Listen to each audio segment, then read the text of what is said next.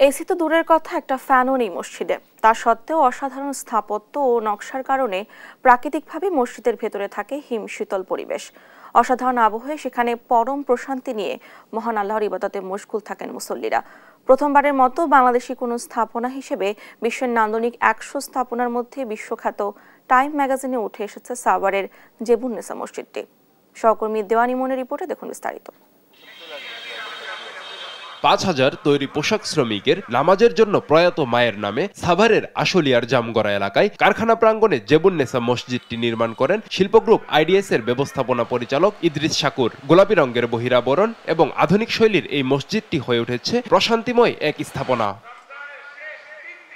চতুর্ভুজাকৃতির মসজিদটিতে নেই কোনো চিরাচরিত স্তম্ভ।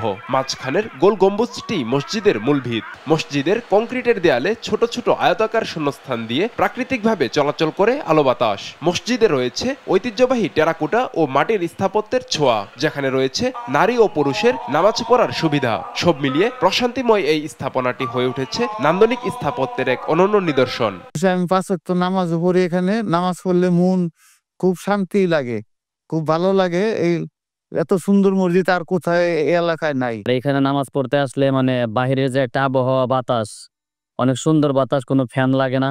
ফ্যান ছাড়াই খুব সুন্দরভাবে আমরা নামাজ পড়তে পারি। আলহামদুলিল্লাহ, আমরা মসজিদটা আন্তরিকভাবে অনেক আনন্দিত। মসজিদটির এক পাশে ছাতিম গাছ, অন্য পাশে বাঁশঝাড় সহ রয়েছে নানা প্রজাতির গাছ। গাছের শীতল ছায়া নিমেষে যেমন মুছে দেয় ক্লান্তি, তেমনি নান্দনিক নকশার কারণে এসি এবং ফ্যান ছাড়াই মসজিদের ভেতর থাকে হিমশীতল প্রশান্তির আমেজ।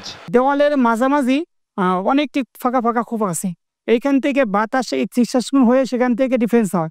ডিফেন্স হওয়ার পরে সেখানে আবার বাতাসটা ঠান্ডা তৈরি হয়।